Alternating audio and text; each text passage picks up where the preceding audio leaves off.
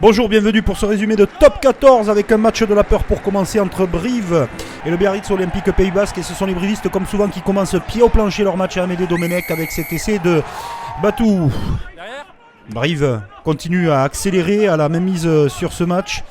Les Biarros n'arrivent pas et surtout sont inattentifs. Une erreur d'appréciation sur cette chandelle montée. Et le ballon va sortir rapidement. Éjection de balle et tout est plus facile pour le second de ligne Tarazona qui va marquer cet essai. 14-3 pour Brive. Brive continue d'appuyer, de faire mal à son adversaire. Petit excès sur cette action, mais ça va se terminer très bien pour Brive et très mal pour le Biarritz Olympique Pays Basque avec cet essai de Faoso. Entre temps, l'ancien briviste Akié a marqué un essai pour les Biarros. Mais fin de match, le bonus offensif pour les Corésiens qui leur fait le plus grand bien dans ce match, je le disais, de la peur. Stade français Paris, rugby club toulonnais, Toulon qui a un nombre incalculable de matchs à rattraper, veut faire un coup au stade français et c'est un bon départ pour les Toulonnais après ce coup de pied par-dessus à suivre de Émeric Luc en reprise de volée, un essai sublime de Vainicolo, le premier de ce championnat.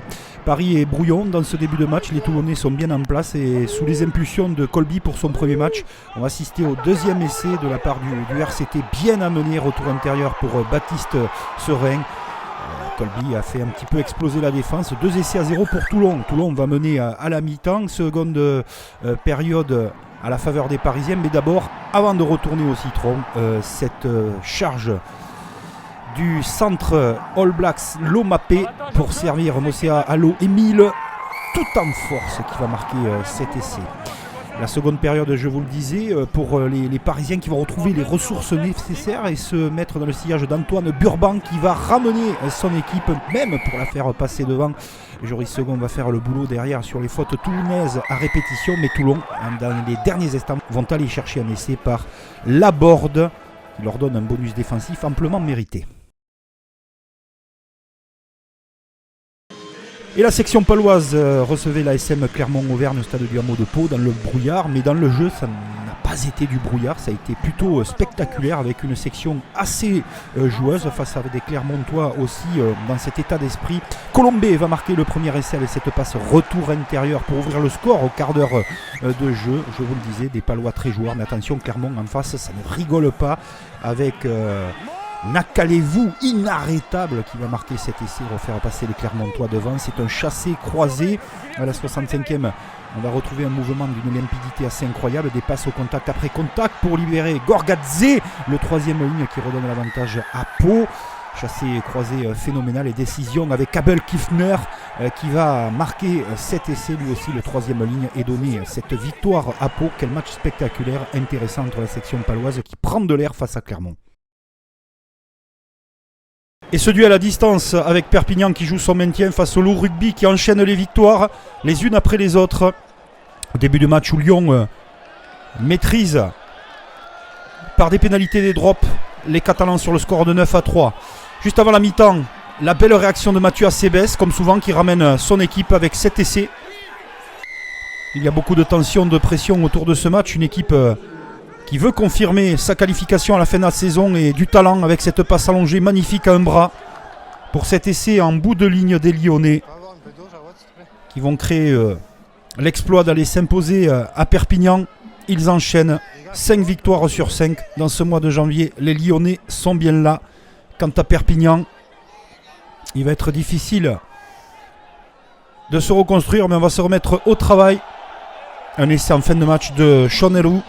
Derrière cette démonstration de puissance de l'équipe lyonnaise, va permettre aux Catalans d'avoir un bonus défensif dans cette rencontre. Victoire de Lyon.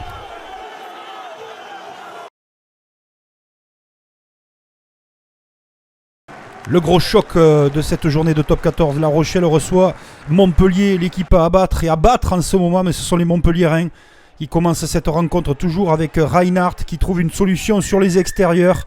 Le demi de mêlée sud-africain colle la première banderille dans l'embut de La Rochelle. La réaction est très bonne de la part des Rochelais avec beaucoup de vitesse et cet essai de Leeds. Mais il est écrit que Montpellier va construire son match autour de ses avants et la transformation par ses trois quarts. Un deuxième essai tout en puissance de cette équipe de Montpellier par l'intermédiaire de Béconnier. Le drop bien ajusté, bien tendu qui va passer et qui va donner de l'avance à la mi-temps pour ces joueurs de Montpellier.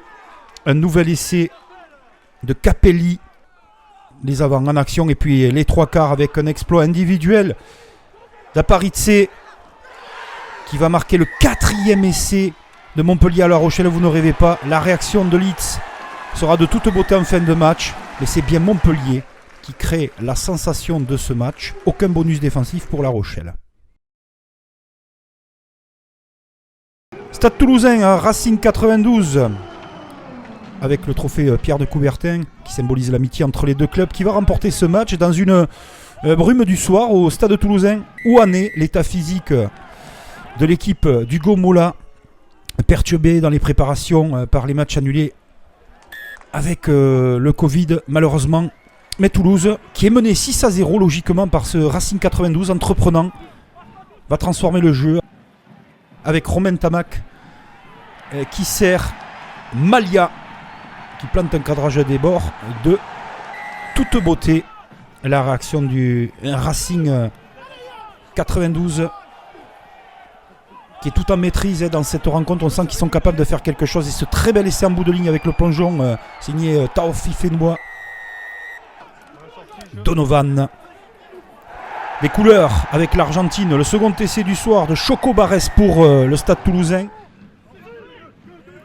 Mais le Racing a des avants costauds, puissants, à l'image avec cette mêlée. Finn Russell, Machonneau et Gibert vont faire le boulot. Victoire du Racing 92 à Toulouse, première défaite de la saison pour les Toulousains à domicile. Le leader reçoit le Castre Olympique, comme on se retrouve avec Christophe Furios. Et Christophe Furios est sur le banc bordelais avec cette passe magistrale qu'il a dû apprécier pour ce nouvel essai de Seteny, prégnant dans ce championnat. Et Louis Picamol qui vient bonifier le bon boulot des avants et des trois quarts de Bordeaux. La réaction de Cornat, un peu tardive on dira. La maîtrise de Bordeaux de bout en bout. Le match était plié en première période.